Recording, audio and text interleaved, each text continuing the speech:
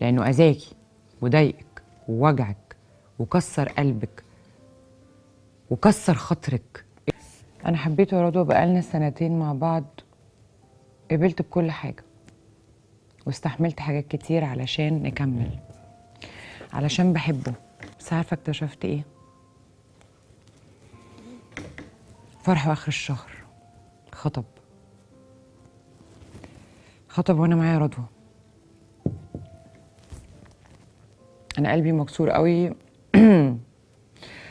مش عارفة اعدي اخر سنة ليا في الجامعة، مش قادرة اروح امتحانات، شغلي مش قادرة انزله، مش قادرة اعمل اي حاجة غير اني اعيط على حالي ونفسي. انا مش عارفة ليه بيحصل فيا كده، بس انا بحبه ومش عارفة ازاي عمل فيا كده، ليه ما قاليش. قلبي بيتقطع، مش عارفة اعمل ايه. لما بنحب حد قوي، لما احنا بنحب راجل قوي وبيسيبنا، اول مرحلة في حياتنا بتبقى ان احنا مش متخيلين او مش مصدقين ان هو هيمشي. مش ممكن يسيبني ويمشي، بيحبني ومش ممكن يستغنى عني. بعد كده لما بندخل في مرحلة الاستيعاب انه عرف يمشي وعرف يسيبني وعرف يكمل حياته طبيعي من غيري كأني هوا معدي، بتحصل الصدمة. لما كمان بنعرف انه هما او ان الراجل عرف يموف اون او عرف انه يتعامل مع الحياة بشكل طبيعي، كأن انا اصلا مش موجودة، كأن انا اصلا ما جيتش في حياته، وعرف يعرف واحدة تانية. هنا بتيجي الصدمة مع الغضب، ودي بتبقى أصعب مرحلة بتعدي علينا إحنا كستات أو كبنات. بنحس فيها بتسمعي قلبك وهو بيكسر حتت، بتبقي تعيسة وحزينة وغضبانة، بتقومي من النوم بالعافية طول النهار والليل، ما بتعمليش حاجة مهما عرفتي إن أنت تشغلي وقتك غير إن أنت تفكري فيه، وتقعدي ترجعي تاني بالأيام لورا وترجعي تقولي وتفترضي، طب انا يمكن لو كنت عملت كذا ما كانش سابني، يمكن لو كنت عملت كذا ما كانش عرف واحده تانية، يمكن لو كنت عملت كذا، وتقعدي تحطي على كتافك الاتنين كم احمال كتير قوي وكم ضغوطات كتير قوي وكم افتراضات كتير قوي، كلها تقريبا بتبقى افتراضات خياليه من وحي الخيال. وبعدين بعد ما بتخلصي لوم على نفسك، بتبتدي بقى في مرحله ان حضرتك بتستوعبي ان هو خرج ولم يعد، ان هو راح ومش راجع.